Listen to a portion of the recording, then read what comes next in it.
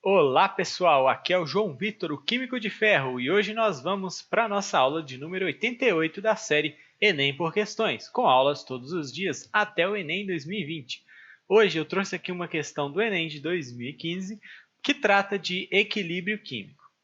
Para resolver essa questão, a gente precisa primeiro conhecer o que é um equilíbrio, né, e o que significam as constantes de equilíbrio e como calculá-las. Então, o equilíbrio químico é uma condição de reações reversíveis, reações em que tanto o reagente vira produto quanto o produto vira reagente, na qual essas velocidades das reações inversa e direta estão iguais. Então, quando a gente fala que um sistema atingiu o equilíbrio químico, significa que a reação direta, ou seja, reagentes formando produtos, está se processando na mesma velocidade que a reação inversa, ou seja, produtos virando reagentes. Então, as concentrações, as quantidades de produto e reagente não mudam quando o sistema está em equilíbrio. E tem uma constante, que é a constante de equilíbrio, dada pela letra K, que me dá o quão deslocadas estão essas reações, a direta e a inversa. Esse K ele é dado como a razão entre a concentração dos produtos sobre os reagentes. Quando a gente escreve assim produtos e reagentes entre colchetes, significa concentração de produtos sobre a concentração dos reagentes. Como isso aqui é uma fração, quanto maior o numerador em relação ao denominador, maior ela é.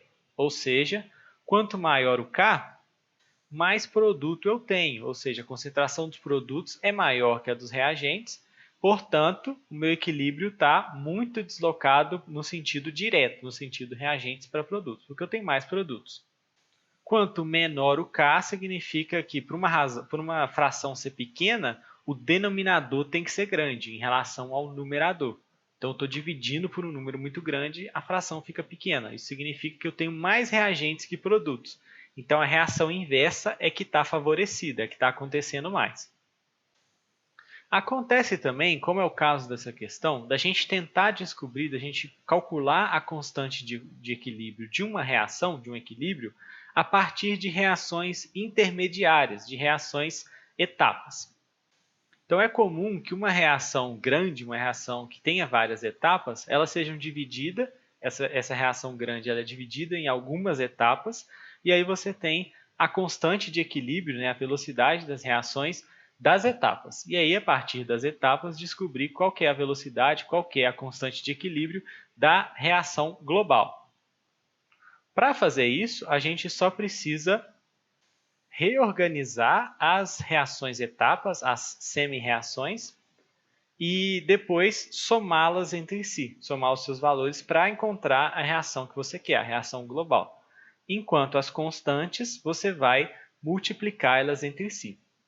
Diferentemente de soma, tá? Quando a gente está na termoquímica ou na eletroquímica, e você tem semi-reações e quer achar a reação global, o que você faz? Você soma as constantes. Você soma ΔH, você soma DDP, né, voltagem de uma reação e tudo mais, potencial.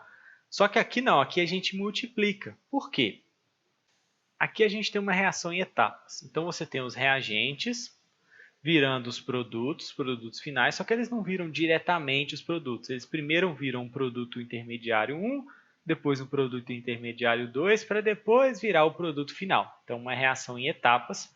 E aí, cada uma dessas semi-reações aqui, dessas três semi-reações, tem uma velocidade diferente, tem uma constante de equilíbrio diferente, tem um deslocamento de equilíbrio diferente. E essas coisas se influenciam entre multiplicações, ou seja, se eu dobrar a velocidade da primeira reação, a velocidade da reação global também tem que dobrar. Então, essas constantes aqui elas têm que ser multiplicadas, porque se eu diminuir uma pela metade, a reação global diminui pela metade. Se eu dobrar uma, a outra dobra, certo? Então, por isso que a gente tem que multiplicar. E aí, vamos dar uma olhada na questão e resolvê-la. Vários ácidos são utilizados em indústrias que descartam seus efluentes nos corpos d'água, como rios e lagos, podendo afetar o equilíbrio ambiental. Para neutralizar a acidez, o sal carbonato de cálcio pode ser adicionado ao efluente em quantidades apropriadas, pois produz bicarbonato que neutraliza a água. As equações envolvidas no processo são apresentadas. Então, a gente deu 4 reações aí. E aí ele pergunta, com base nos valores das constantes de equilíbrio das reações 2, 3 e 4 a 25 graus, qual é o valor numérico da constante de equilíbrio da reação 1? Então, a reação 1 é essa aqui.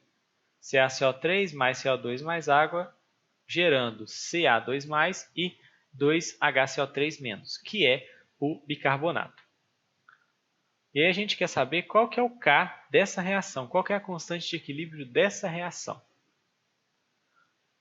Para resolver isso aqui, a gente vai reorganizar essas 3 reações para que, quando a gente somar elas entre si, elas deem essa aqui, a principal, a reação global.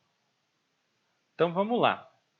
Nessa primeira reação, a gente tem aqui o bicarbonato, o HCO3-, aparecendo do lado dos reagentes. Só que na reação global, eu quero ele do lado dos produtos. Então, o que eu posso fazer? Eu posso reorganizar essa primeira reação invertendo a ordem dela. Quando eu inverter ela, eu vou ficar com quem é reagente vira produto, quem é produto vira reagente. Então, nós temos H+, mais o CO3 2-, em equilíbrio com o HCO3-. E aí, o que vai acontecer com a constante de equilíbrio dessa reação? Ora, esse K1 aqui é o valor da constante nesse sentido, no sentido direto. Então, eu tenho um K muito pequeno, significa que eu tenho muito desse reagente aqui e pouco dos produtos. Quando eu inverti a minha reação, o HCO3 agora é produto. Então, eu tenho que também inverter a minha constante, o meu K1. Então, o K1, que antes era 3 vezes 10 a menos 11, agora tem que ser 1 sobre isso. 1 sobre 3 vezes 10 a menos 11. Porque aqui, como eu inverti a fração, eu tenho que inverter a minha constante também, porque eu estou tratando da reação inversa. Beleza. Vamos fazer a mesma coisa para as outras. A reação 3, eu tenho o CaCO3, o carbonato de cálcio aqui, nos reagentes. E ele é reagente mesmo. Então, eu vou simplesmente copiar ela aqui. Então, vou ficar com CaCO3 em equilíbrio com Ca2+, mais o CO3 2-. E aí, a constante K2 vai ser simplesmente ela mesma, que eu não fiz nada com a reação. E a reação 4, a gente tem um CO2 nos reagentes, um carbonato nos produtos. Ela também está da forma correta, ela está na ordem certa, é só copiar também. CO2 mais água em equilíbrio com o H+, o mais HCO3-. E aí o K3 eu vou só copiar. 2,5 vezes 10 a menos 7. Feito isso, a gente espera que, quando somar essas reações, elas correspondam à reação global. Vamos conferir? Então, a gente tem um H+ do lado dos reagentes, um H+ do lado dos produtos. Posso cortar. Um CO3 2- do lado dos reagentes, um CO3 2- do lado dos produtos. Posso cortar.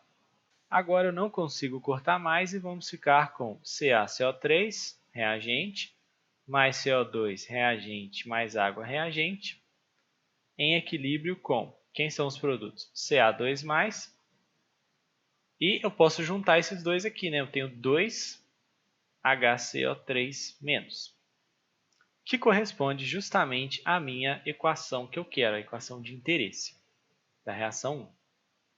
Agora basta a gente calcular as constantes, a constante de equilíbrio da reação final aqui.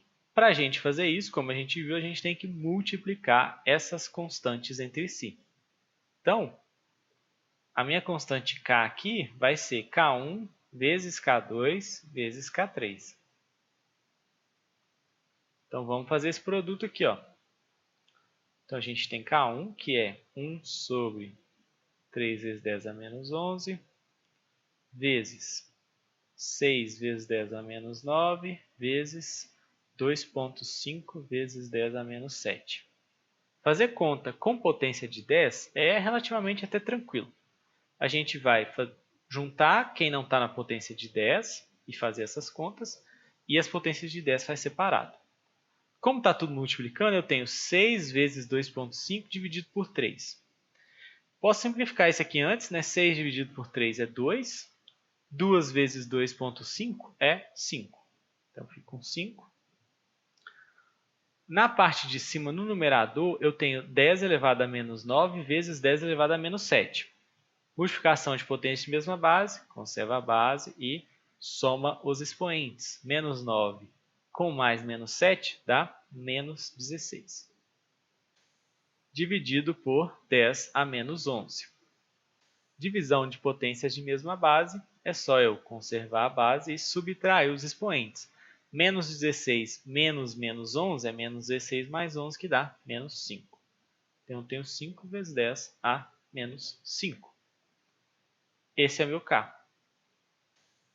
Então, esse é o valor da minha constante final. 5 vezes 10 a menos 5, que corresponde à letra B. Letra B.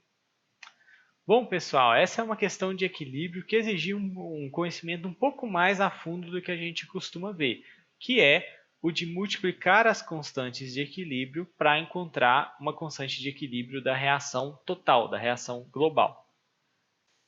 Então, nesses casos em que você tem as semi-reações, as reações intermediárias, você tem que reorganizá-las para que talvez inverter alguma dessas constantes, como foi o caso da equação 2, né? E aí depois somá-las entre si para dar a equação total, a equação global, e multiplicar as constantes entre si. Tranquilo? Lembrando que isso só vale para equilíbrio, tá?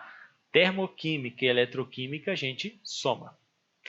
Então é isso aí, pessoal. Essa foi a aula de hoje. Espero muito que vocês tenham gostado. Amanhã tem mais e até lá. Tchau, tchau.